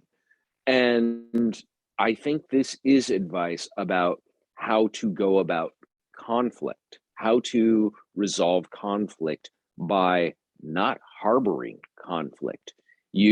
And it also recognizes something very human, which is you can't simply not have it. You will have those resentments. You will have that anger. It will linger. I've had fights that lasted for days after I was done actually having the argument with somebody, because I was raised Irish and we know how to hold a grudge. But that's not necessarily the healthy thing to do, nor is it going to actually be better for me to pursue getting those wrongs righted by that person now that we've cooled the waters, as it were. So I do think that, David, what you were addressing is actually the crucial text. It's the crucial message of this verse, which is the debt collection is merely the allegory that Lao Tzu points to, but this is about how to go about dealing with lingering resentments when you and another person have, quote unquote, settled something, but inside you are not settled by it. And the longer you go about forgiving it, the longer you go about not pursuing it, the lesser that debt seems to become, the lesser those resentments and angers seem to mean as much. At least that's the thinking from someone who never met anyone raised Irish. Excellent. And being part Irish, I can actually attest to your comments. But no, I agree with this, is that it's the idea that not hanging on to the bitterness, and actually there's because it actually does damage not only more to yourself than it actually does to the person that has wronged you. So with that, I think next up was Brian. And I want to come back to a couple of these comments, but we have a lot of people in the queue here. We have Dave in Tacoma that's next. And then, yeah. And Jason also wanted to comment. Jason, did you want to interject first before Dave? Yeah, so sorry to interrupt. I just like to directly respond to David. David mentioned. I think David, thank you, David. I think you mentioned a very important question I never think about until today. I realize, you see, they put the two stories together. First, talk about settle the complaint. Second, talk about the law and the text collector. Why these two put together? So I think the concept is forgiving. Okay, here. So the interest word here, when I say settle, actually the word in Chinese is he, which is harmonize. Okay, so if you may know, the ultimate goal of everything in Chinese culture is harmonize. So here he's talking about harmonize. Actually, I translate as settle. Actually, it should be harmonized, literally. So harmonize the complaint, the resentment, the argument. Okay, is not the good because you still have something left. So then he used Lao Tzu used the second example. Okay, hold the left contract. Okay, as a creditor. So you just have to forgive. Okay, so I think the whole concept here is talk about forgiven. And then I start to think about other people know Chinese, please help me. I just cannot think about any word means forgiving in ancient Chinese. Okay, so I kind of thinking about, because the common Chinese will use forgiving will be one is so-called su. But at that time, su probably doesn't mean forgiving. That means think about yourself and think about others. Okay, that's today's words we use for forgiving. We call su. Another word we use in today's Chinese is liang.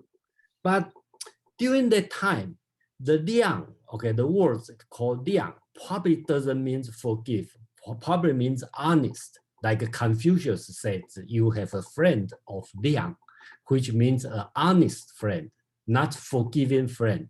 Okay, so that's just my suspicion or my idea just come out today, right now.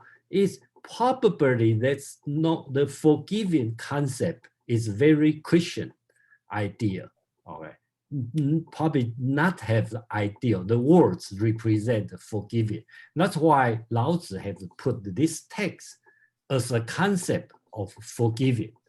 Okay, so that's just my thought, and then welcome to any challenge or disagreement, because I'm very immature. I just come with this idea as David comment.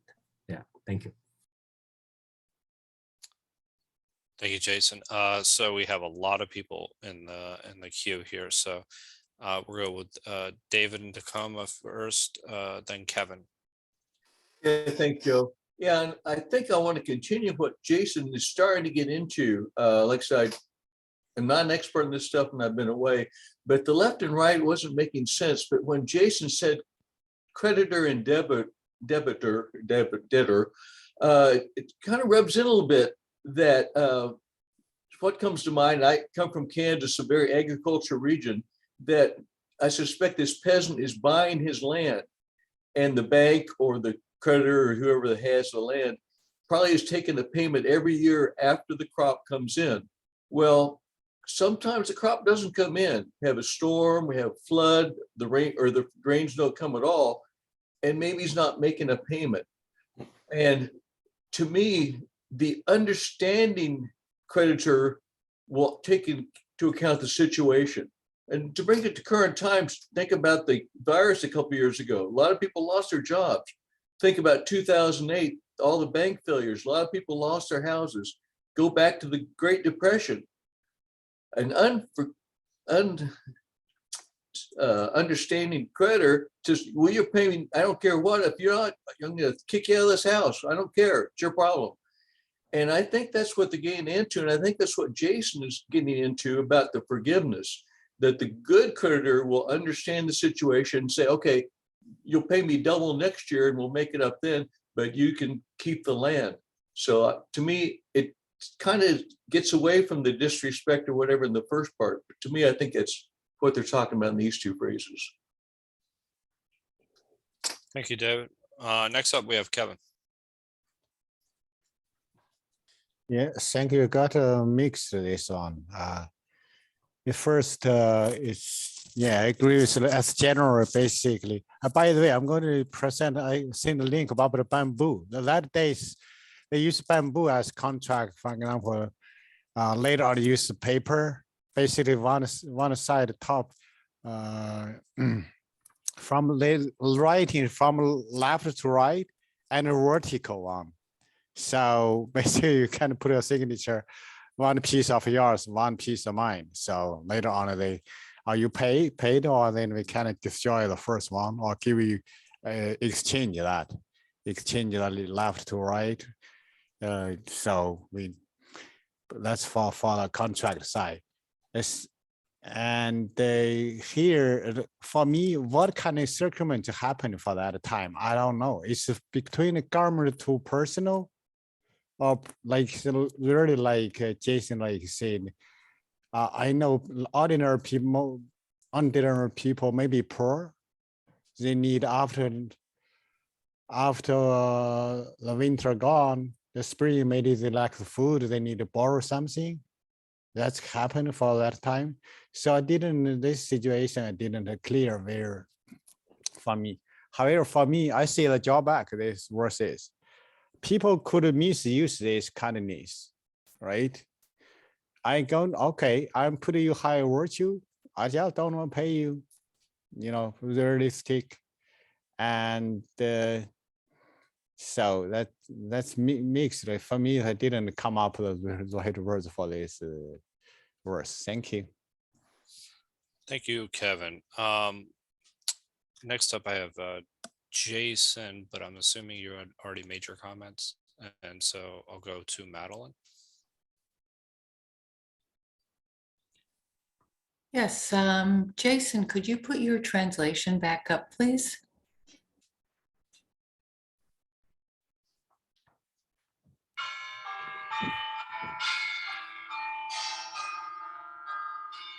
Yes, here.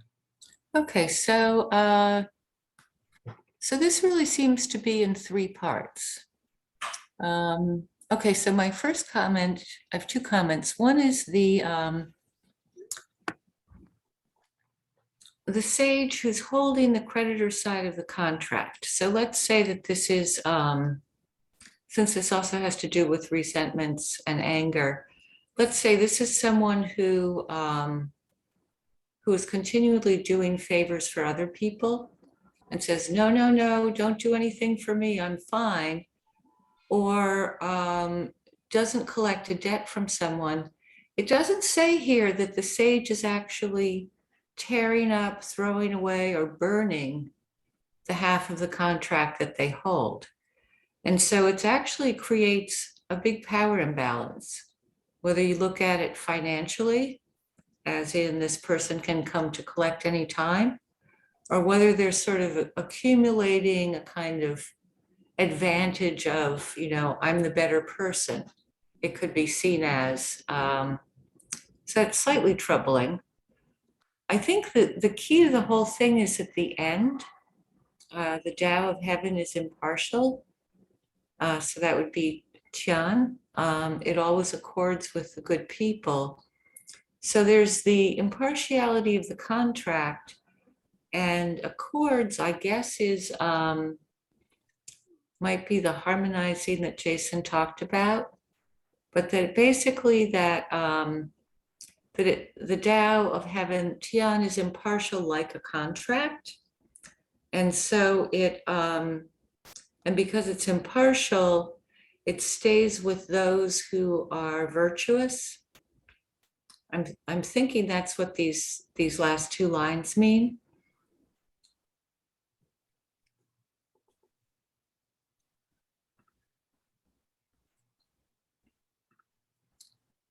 But I'm just guessing. Any comments, Jason? No, yeah.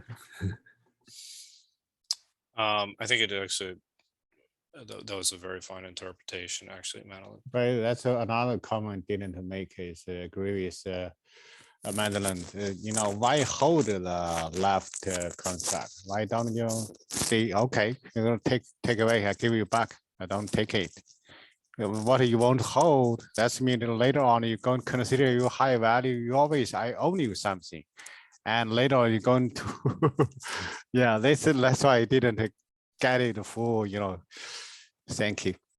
Yeah, just a little bit comment on this. So when the translate, because we read the English, right? I think that my translation is the sage holds the left side of the contract, but didn't demand.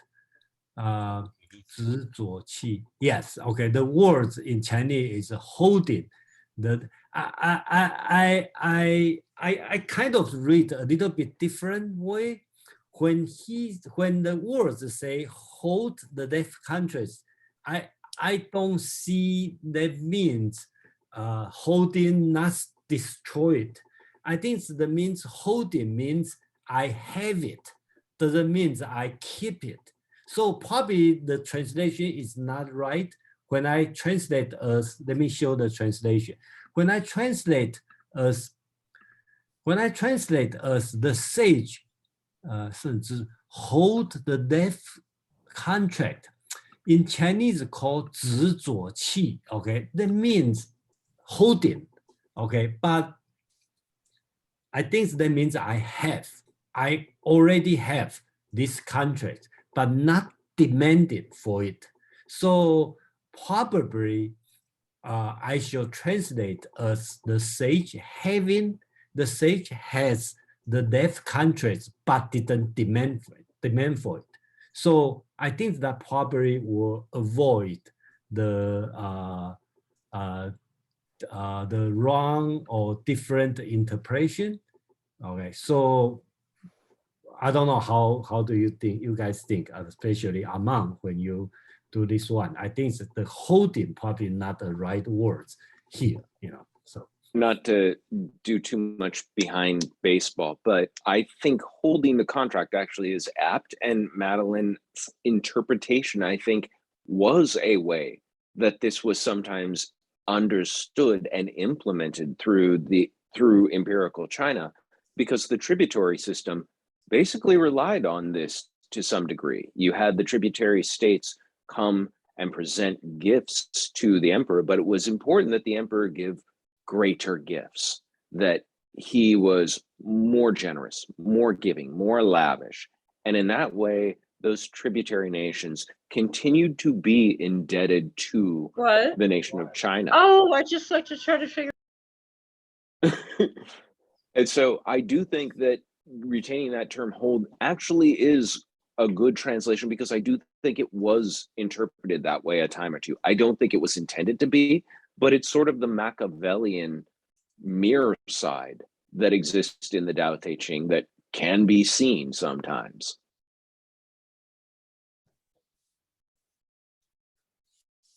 So thank you, Aman.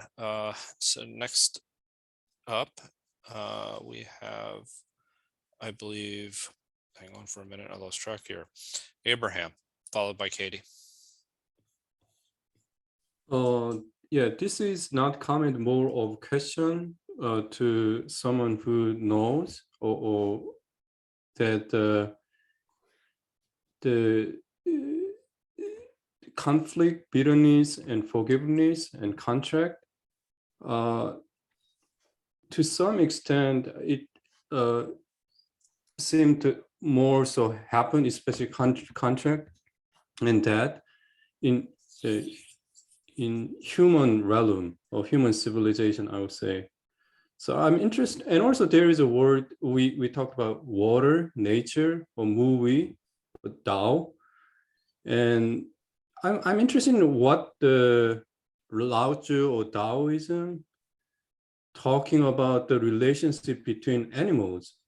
I mean, animal, my limited understanding is it's more of hierarchy and needs. It's instant in many cases. So there might seem to be a little bit of grudge or bitterness if I look at lion and then hyena, let's see. But I'd like to know what Lao Tzu or Taoism describe animal world, let's say, their relationship. In regard, compared to human relationship, we seem to have this complexity, intricacies in a visible manner, let's say, transaction, all these things. And also it affects our mind and our hearts. Yeah, that's my question.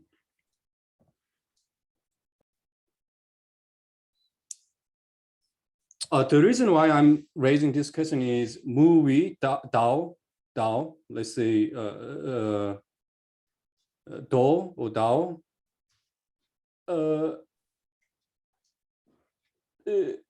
to some extent it or nature seem to favor the simplicity of let's say nature. But when we look at animal world, I don't see forgiveness there. I see needs there. And also, I didn't get in many ways, I'm generalizing. It's there isn't much room for interpretation. It's almost black and white, survival, and New Yorkin and other species. Yeah.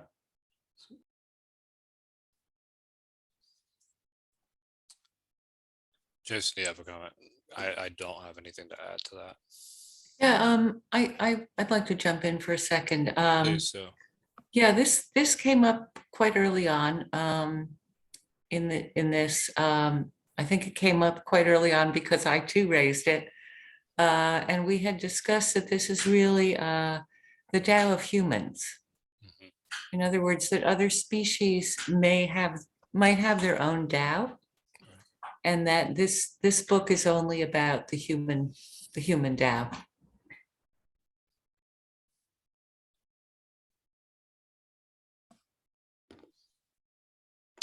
So next up we have Katie. Yeah, there was that one, speaking to what Madeline and Abraham were saying, there was that one chapter where they said the Tao protects everything, where I had kind of a different image of nature. But my point was, I do like this idea of like, so they're talking in the context of an agreement, but it's kind of more the generalized principle of look at yourself first before looking at other people.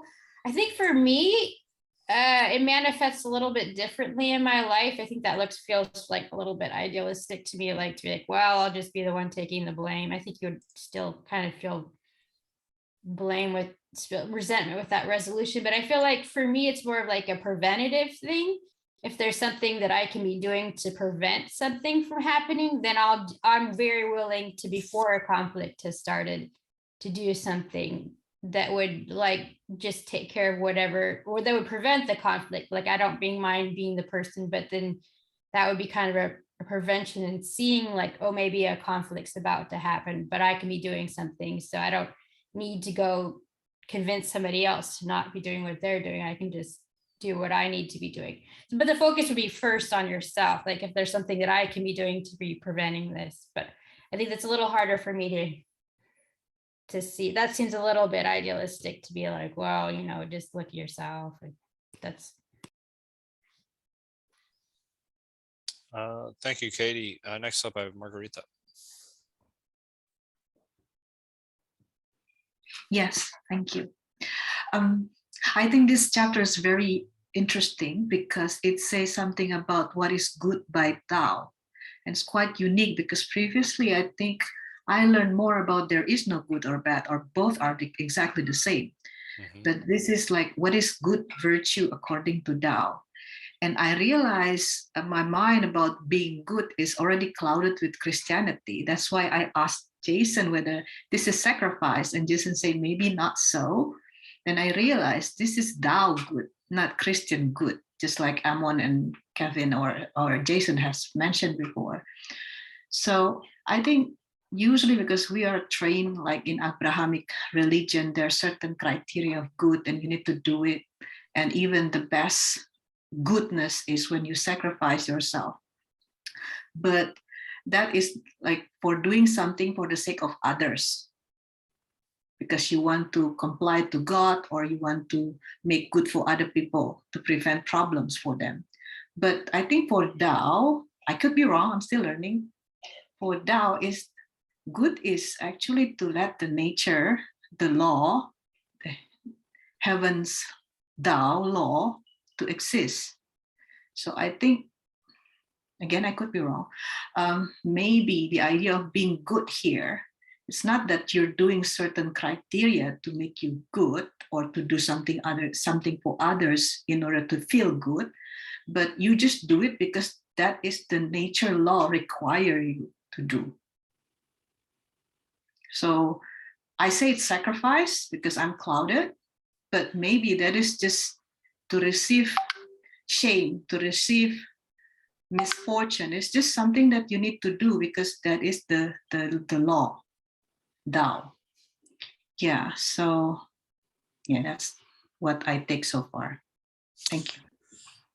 No, I mean, I like that interpretation. I think it's a very important point that you're making, like the idea that you're doing good. Maybe it's because you're disrupting harmony in nature, in the sense that you're not fulfilling your end of the bargain, not necessarily that you're doing good per se because it is a good thing to do. It's about the idea, it's the right thing within the natural order of things. So that, good.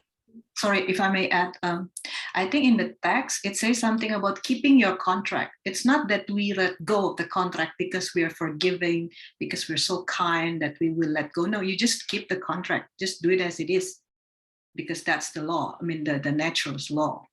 And if you yield to that, just keep that. The nature of law, the nature's law will work. You just yield for that. Yeah. Thank you, Margarita. So I think I lost track there for a moment. I believe so. It'd be Kevin and Abraham, unless you had already spoken. I have Kevin, Abraham, and Madeline in order. I don't know if you had spoken or said your pieces since you've put those exclamation points in. Joe, you call me? Yeah. I mean, so that you're Okay. next in the queue. So I don't know if you'd spoken since. Yeah, I spoke, but yeah, for me, another question, I don't know, one sudden I got so many questions for this. It's good. The last one is 贴到无情超于善人. The Dao is impartially, it's good for, it's always give to good people. Here, for me, I would be question why. I know this is from Buddhism or other religion, or common practice in Chinese culture, even saying that. If you good something invisible good to happen to you, a visible, invisible way. But for me, should we have a rational thinking? Why is it like that? It's because the Tao, they acting something unknown, because, or we should not use the rational way, try understand things. Thank you. Thank you, Kevin. Madeline. Right, I think I'm finally getting the gist of this poem. I went back and looked at 49, which is, the sage has no mind of his own. He is aware of the needs of others. I am good to people who are good, I am also good to people who are not good, because virtue is goodness. I have faith in people who are faithful. I also have faith in people who are not faithful, because virtue is faithfulness. So this would be the impartiality of the Tao of heaven at the end. And it would be the impartiality of the sage who's holding the left-hand side of the contract. It's being impartial as the ways of heaven are about the characteristics of the person who's holding the right-hand side of the contract.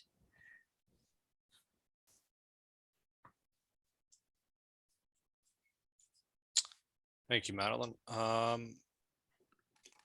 Next up, or Madeline, did you put your hand back up? Did you have something else?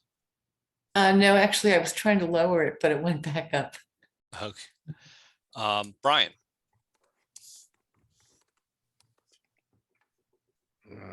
Okay, first of all, I want to thank everybody for their comments, because I really was also puzzled by this verse. And I do have one question, a translation question here at the end, but I don't know, I'm really happy with where the discussion has ended up and the takeaways that I have from it. I will add anecdotally, before I ask my translation question, I did a lot of international business representing US companies. Sometimes we did business in China, Korea, Southeast Asia. And I had to point out to the Americans, I learned this with time, but I had to point out to the Americans I was representing that signing the contract, this is my own personal experience. Signing the contract in these places, China, Korea, not so much Japan, but the others, signing the contract is just a pause in the negotiation. It's not the Americans like to think, well, now this is it. We've got everything worked out on this piece of paper and everybody's going to abide by the piece of paper. That's not the way, at least in my experience, the way people have worked. This is also true in Latin America. If there's a problem under the contract and somebody has an obligation to do something they cannot do, or they don't think it's fair, or it doesn't seem right, they're going to tell you that. And you are going to talk about it and try to come up with the thing that is fair and right, instead of insisting on the words of the contract. So that's just anecdotally a different attitude towards contracts. But could I see Jason's translation again? I have a question about one of the words. Okay. Okay, and maybe I'll have a follow-up question. And I guess I'm kind of hung up on this because I've spent so much time in my career on contracts. After the therefore, the sage holds the left, side, but doesn't demand payment. So the debtor is holding the right side. Now, the second line, those with virtue keep contracts. Two questions, I guess. Are we talking about those with virtue? Are we talking about the right side person or the left side person, or both? Who is that, those with virtue? Because and then the other thing is the word keep. What is that? If it's the right side person, the one who is the debtor, if they keep, at least in English, the American English, if they keep the contract, that means they will pay up. If it's the left side version, if they keep it, that might mean that they hold it, or they waive, or they waive prompt payment. They wait for payment. So what is that? Do we know what we're talking about in that second line? Let me respond. I think that's a great question, Okay, let's answer your third question first. All right. The words I translate as keep and actually in Chinese called 师, okay. Yes, the meaning means keep, but also means as a job title. Okay, so that means your job function. It's not literally exactly like English word. Keep means I put in my hand, I don't lose it. I don't see that meaning. That's more like a job function or job title. So the second one, same word, 施策, I translate as the tax, correct tax payment.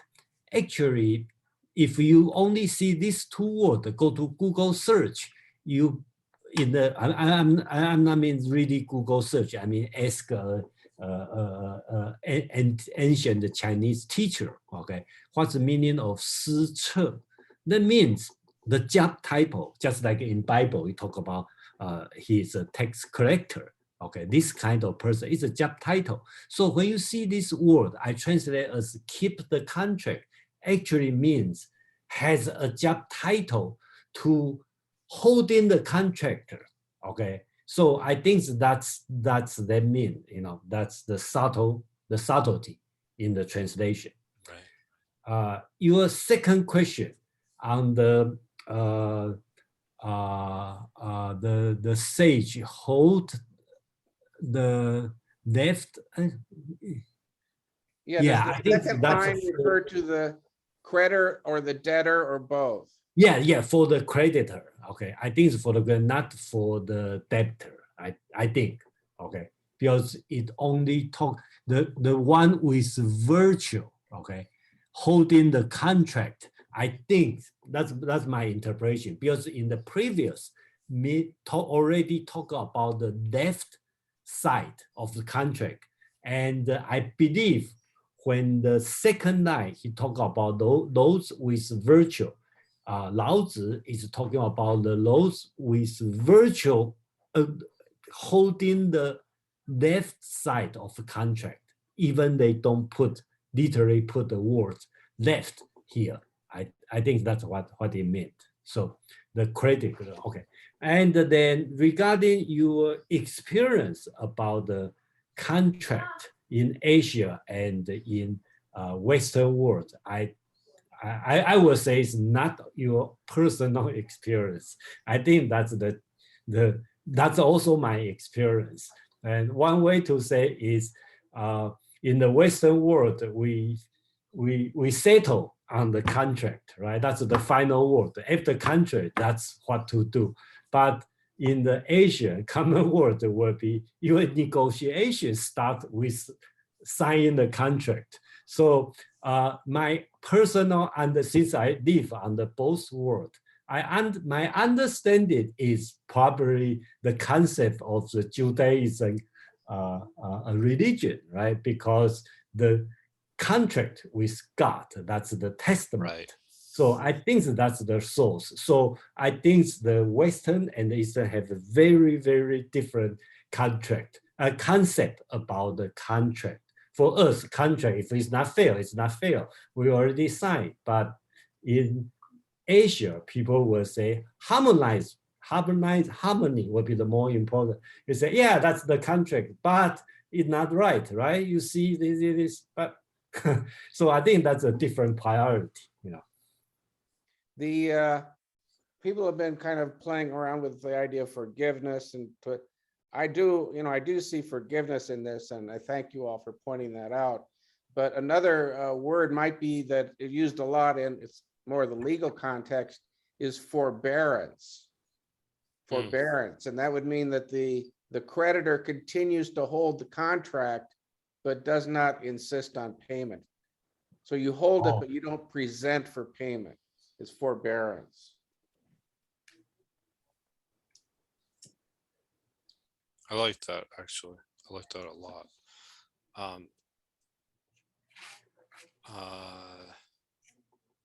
Let's see. So I'm kind of trying to see, Abraham, do you have a comment? Because I see that there's kind of like, I think people were putting extra exclamation points in there. Yeah, I've spoken. Okay. Thank you. Let me see. I have Brian. Then it would be Marco would be next. I'm gonna pass. Okay. Does anybody else have any other comments? Any closing comments? Thank you, Joe. Thank you, Jason. Thank you. Thank you, Joe. Thank you, Jason. Thank you, Amon. Thank you. So what I'm do I'm just gonna thank you. before everybody leaves, I'm gonna do just a really quick recap of some upcoming events that we have. So we have tomorrow night is Comprehensivist Wednesdays. That's being done in conjunction with the Philadelphia Thinking Society and 52 Living Ideas, and we're covering transcendentalism. I'm hoping Madeline comes because I know she knows transcendentalism quite well. The Evolving Self is on Thursday evening at 7 p.m., followed by the Bhagavad Gita, which we will be covering chapter 10, verses 26 and onward. So I don't know where that will end. Probably 26 through 33.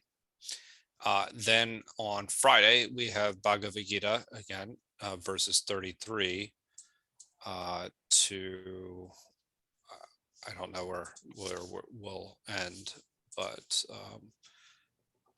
and then from there, just keep checking the website. I know we have a lot of events this weekend. So thank you, everyone. Thank you, everyone. It's been wonderful evening. I was kind of hoping only to get through one, but nonetheless, I think we had a great conversation, and I appreciated everybody's comments. And I look forward to seeing everyone next week. Take care. Thank you so much. Thank you.